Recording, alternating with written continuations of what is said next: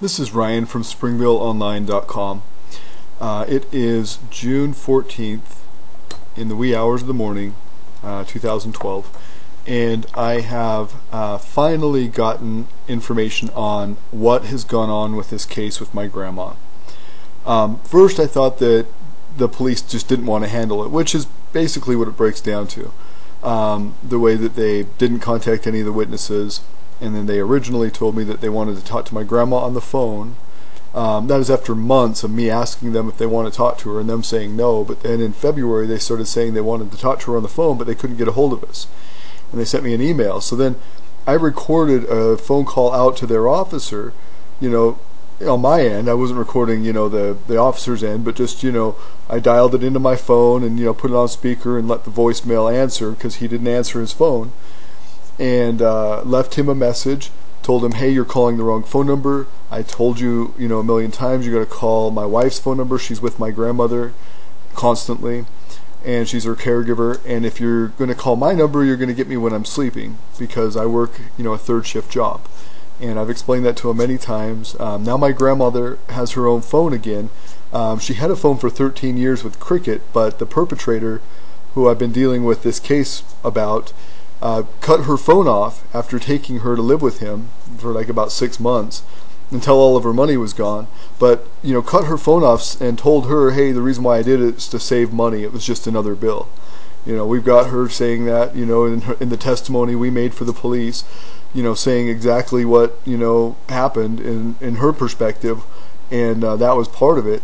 And so anyway, we've got her a new phone number. We've given this information out, and everybody is aware. She can be reached many different ways, by phone, by mail, by whatever. We've got plans to try to work with the police department in Springville, but they've said that they can't handle, and this is just new in the last couple of weeks, they can't even handle felony cases. They have to hand it to the county attorney. So they've handed it to the county attorney, but they won't take my grandmother's video testimony about what happened as any evidence, and they've refused to call on my wife's phone number to talk to my grandma. We've given her the number, we've given the chief and the police department the number, but they won't call her, and when we've called them they haven't answered. But now they're saying we don't even want to do it by phone now. The only way we're going to do it is if you bring her 1,400 miles round trip from California to Utah to be interrogated by herself with no assistance from anybody but us, the police department. I can't be there. Nobody, her caregiver can't be there. She doesn't walk well. She's got a lot of bone degeneration, and so she's got a lot of problems. She's had a lot of surgeries, and so it's just been difficult for us to put her through that. And all of the just negative reaction from the police, and then passing the buck, oh, we want her on phone, but we can't get her on phone. Okay, no, we want her in person. The only way, there's no other way around it. You can't give a, I don't know why we can't go to a notary or a public official locally and give a statement, even using police guidelines from a different jurisdiction for the, interview. To avoid having to travel all that far, and really put a lot of pressure on my grandma. We've also offered to do Skype, where they could ask her questions over Skype. I can set that up just like with this video. A lot of different options where, this doesn't have to be a big, real pain in the butt for her. But, that's what I think is that, they've been trying to get out of it and not have to deal with it. Even though they've got plenty of evidence. I mean, there's no signature on the sale of this, home of hers. Just a couple of days before, the perpetrator abandoned her and left for another state, the bulk of her money was taken out of her bank account in the amount of thousands of dollars, and she was left with 47 cents, no phone, only a couple of meals in the fridge. And someone called me up, thank God, that was related, and said, hey, you got to come get her. And I did. I immediately jumped in my truck and drove 15 hours to Utah and picked her up and all of her stuff. And anyway, we're lucky we got back to California because shortly after, my truck had a problem with the freeze plugs, and it was on the side of the road. broke down just not long ago. So it was lucky we made it to and from Utah, and for her to not have any money, I mean, she was going to pay for gas, and we went to the bank and found out, hey, there's just nothing left. Sorry, you can't get $500 out of the bank. You've got only 47 cents available. You know, it's not funny. I mean, I recorded it when we got up to the window of the bank, and I recorded the reaction from my grandma. I mean, she was just devastated, and that was just right before we found out that, or no, that was right after we found out that she had her trailer sold, her home sold, because she didn't get any money and she didn't get any word that it was sold. She had no idea what had happened. She didn't even sign the bill of sale. And she was told, oh my gosh, yeah, you have no money and you have no home. You're totally broke and penniless and abandoned. And I mean, it was just devastating for her. So I've been trying to get some sort of retribution, you know, financially, for the perpetrator to at least pay her back for the trailer, for the money taken out of the bank, and for all of her belongings being sold, given away, or thrown in the garbage. Heirlooms, even heirlooms that we had stored at her house in her shed that belonged to me, family history, a couple of trunks full of all kinds of important papers and photos of my brother who has passed away, and family history albums. And then my wife had her art easel that her dad passed on to her, a wooden art easel in there, and a couple of pieces of art that she had made.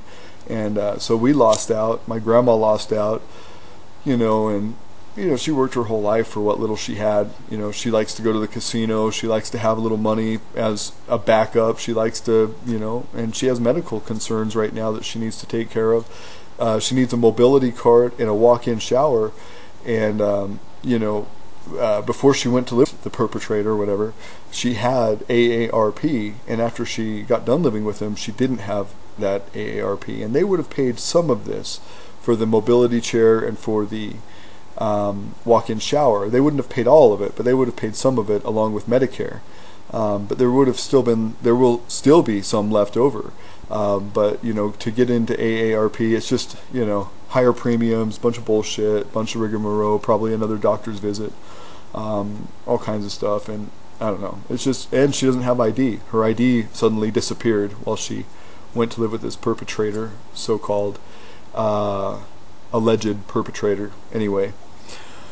And anyway, I just thought the cops seemed so bored sometimes that they'd prosecute things like using the street without a permit and just really dumb incidents, and you really go after a prosecution and spend a lot of resources to do it for things that are victimless crimes, you know, just protesting, holding a sign, you know, both my hands were occupied, and you know, I was peaceful and handing out, you know, shirts and giving them away for free, not even taking any money for them, and I had this sign that said legalize it. And I got taken down big time. My camera got broken in the incident, and they spent a lot of effort prosecuting me. And we finally came. I got a law changed in that town, and we finally came to a compromise. And they dropped the charges on the using the streets without a permit and all this. And anyway, it ended up being a non-issue. It cost me a lot of money, but it ended up being a, you know, non-criminal thing. They were just trying to censor me at the parade. But they'll spend all that time and effort on that when nobody's getting hurt. Someone's just expressing themselves. But when somebody like a 90-year-old vulnerable lady that has lived in their town and paid taxes for all those years, you know, gets exploited and abused, they make it absolutely the most difficult process for her to be able to, you know, just file a police report. You know, they haven't actually taken a police report yet, and that's why they haven't contacted any witnesses, or it's just a mess. You know, we've got 4 witnesses. We've got tangible evidence such as the bill of sale, which has no signature for my grandmother on it. It doesn't even have, you know, forged signature. It's just the perpetrator's signature only. He didn't have power of attorney. He hasn't shown any proof of that I'm aware of. And she wouldn't have given it to him because, well, she just told me she didn't trust giving it to him. And I think that's why he was getting her ID and then, you know, all this stuff. But anyway, the end result is that they're just making it difficult for my grandma to even file a police report. And I'm not a big government type of thing. I don't like to use government. This would be the first time in my entire life I've ever called the police about somebody else to report a crime. I've never done that any other time in my life. I was always shocked that my mom could do it so frequently when I was growing up. Over a dozen times by the time I got out of the house, and several times after I got out of the house, on neighbors, on family members, on me, on my father, on just so many people. And I was just perplexed by all that. And then I had to do it this time, and I cringed. I didn't even want to, but I'm like, this is my grandma. She's hurt, she's broke, she's vulnerable right now, financially, physically, everything else. And she's upset, and she just wants her money back. And they keep saying, well, do this civilly, do this civilly. Well, what does she pay taxes for? Springville Police Department is the most expensive department in Springville, costing several, like, what is it, $4 or $5 million or something. Most of the budget, anyway. The way I calculated it, I think it was like 30% of the budget. But I've got another video on that for reference. Check those facts, and I've got links underneath it too at Springville Online here on YouTube. But it's the most expensive department. My grandma paid for years property tax, income tax, all kinds of retail tax, and all this other stuff. During the time she lived in Springville and worked in Springville. And I figure it's just like a contract. People obligate themselves. They swear an oath to take care of the citizens and protect them or whatever, and then the citizens in turn pay for these services out of their taxes and expect these services to be fulfilled when they're needed to be in desperate situations, especially something like this. There's actually a victim, there's actually a victim and many witnesses and much tangible proof, and video interviews and phone call interviews, all kinds of, and testimonies. The perpetrator actually confessed to doing what he did, both on the phone verbally and in an email. Several times in an email. So, I mean, it's just crazy that I have to, fight these people like this. Why can't they do like they had originally intended and just interview her on the phone? I don't get why it's changed now, And I know that they've taken written testimonies, like when I filed a complaint against Officer Flores when my camera got broken in 2010. They in fact insisted that I give them a written statement. And so I went to go complain, just like the police chief told me to do. I walked in and I said, hey, I want to complain. I want to make a statement about my complaint against this officer. And then he started trying to interrogate me. He's like, well, why did you hang up on me when you were calling? And it's like, I never hung up on you. I told you that, I called you. I was the one who called you, and you called me back, and we had a conversation. And at the end, I said, okay, well, I'll try other means of completing this task, but I'm not moving from here right now. I'm going to continue to protest. It's my right to have this free speech. And then later the next day, they arrested me for using the streets without a permit, for holding a sign, the same sign that I used protesting the day before. And they told me both times that I couldn't protest. I've got it on recording. And that's the law that I got changed, that you can protest without a permit. You don't even have to notify the police department. You just can't obstruct traffic or sidewalks or things like that. But anyway, yeah, so they'll go after freedom of speech issues and try to silence people. But when it comes to protecting the elderly and the most vulnerable in the community, people that have paid them for years out of their taxes to protect them, they fail miserably. So that's my problem with the Springville Police. And I hadn't even thought about this department or this whole issue in Springville in like 2 years since I got arrested for that, using the streets without a permit thing. But I really haven't had much time for this. And then this comes up, and I'm like, oh, damn, Springville Police. I mean, are they getting a lot of complaints? It can't just be me and my grandma. It's got to be other people out there complaining. So I hope other people speak out.